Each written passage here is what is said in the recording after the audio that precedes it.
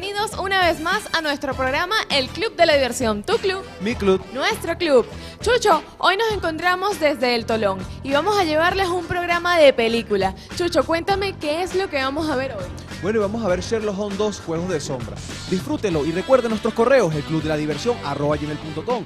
También nuestro Facebook, que lo encontrarán muy fácilmente, el signo es un escudo. También tenemos ahora Twitter para todos aquellos que deseen seguirnos, @clubdiversión. Y ahora también nos pueden buscar por YouTube, ver videos del programa y disfrutar siempre del Club de Diversión aquí con nosotros. ¡Comenzamos!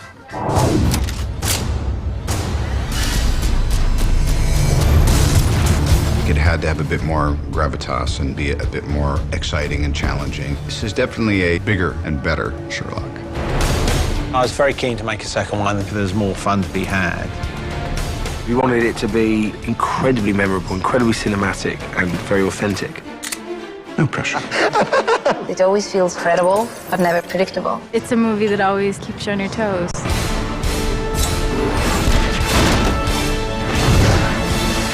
Oh, how I've missed you, Holmes.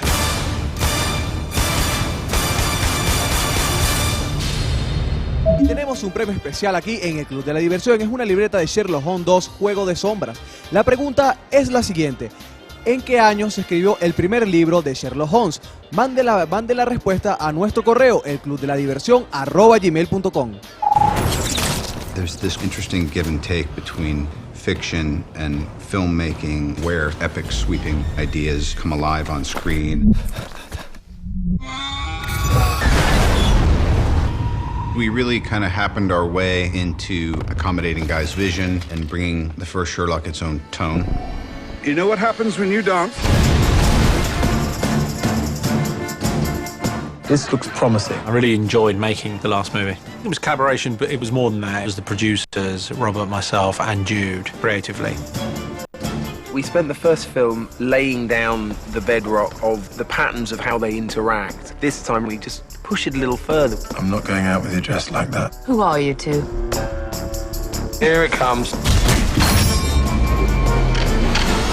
Concerned citizen, you do seem Excited. Manic. I am. Verging on Eclectic. Psychotic. I should have brought you a sedative. What? I agree, it's not my best disguise, but I had to make do. I wanted to give more of what we gave you last time, What do you see? and I was keen to explore more of that, Everything. but at the same time give us something that we haven't seen too. Well, here's the thing. They say if you're resting on your laurels, you have them in the wrong place. Now, be careful with the face, boys. We don't want to drop any of the things that gave us the opportunity to come back to begin with. So part of the challenge this time was developing a great story. I'm knee-deep in the single most important case of my career. On the whole, I think actually there's a stronger story. I think that's saying something because I think the first one was terrific. Quite right, Dr. Watson. It chops and changes from being a flea for our lives. It turns into a race against time and then into a very complicated mystery which involves working out who an assassin may be.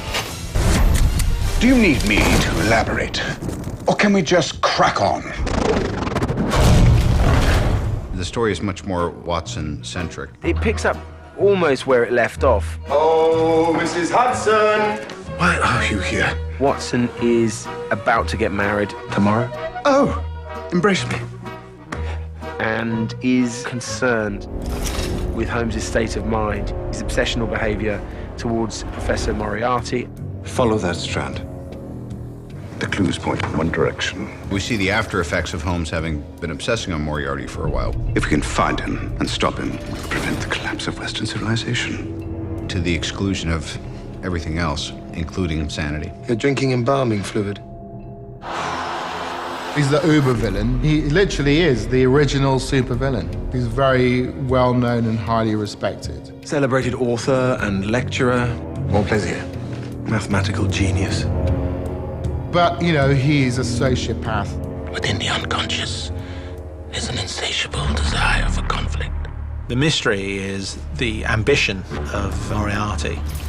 The only person that could recognize what Moriarty was up to was Holmes. He's the Napoleon of crime. He's too good to leave evidence.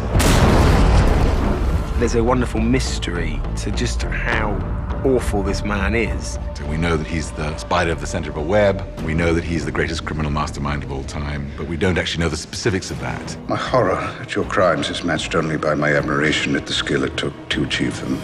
Moriarty is Sherlock's match. He's as smart and as cagey and as talented as Sherlock is. I'm primarily interested in your more recent endeavors. I take that as a compliment. We as the audience believe Holmes is onto something too. There's all these different pieces occurring, and you know somehow they're going to deliver on what this grand Moriarty plan is, but you're not really sure how all the pieces are going to connect. I believe you, but where's your evidence? Are you sure you want to play? Because they're intellectual equals, the game is stimulating to them both. Your clock is ticking. I'm afraid you'd lose. It's a majestic and terrifying way for two foes to go at it. The cards can illuminate your future. With our glorious Noomi Rapace, we have Sim, a character we see as a gypsy fortune teller. I see your next client is here to kill you. She's a gypsy, she is a traveler. Holmes knows that Moriarty is working with her brother. Why did someone try to kill me? Sim's very much a mysterious Conan Doyle character who also has the sort of balls, if you like, of a Guy Ritchie character. Is my brother here? Didn't see that in the cast. She essentially is the linchpin of unraveling this very, very complex case.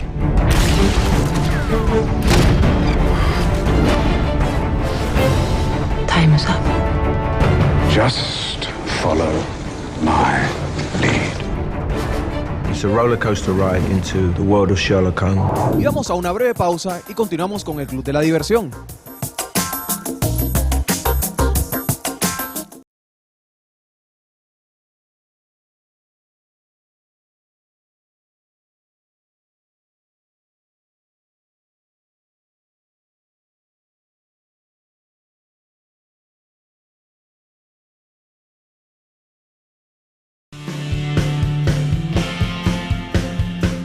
Y ya continuamos aquí con mucho más en el Club de la Diversión.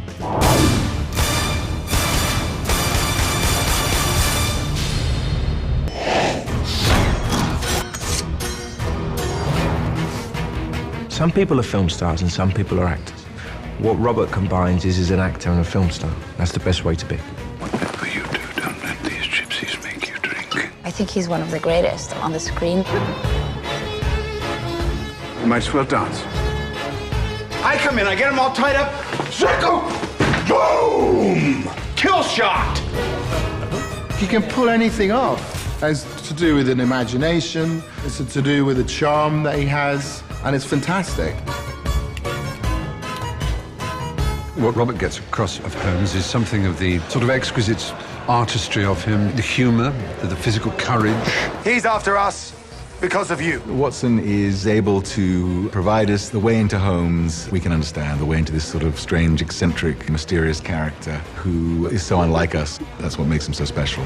Jude is just such a capable guy. I just felt like we needed to give him a bigger sandbox to play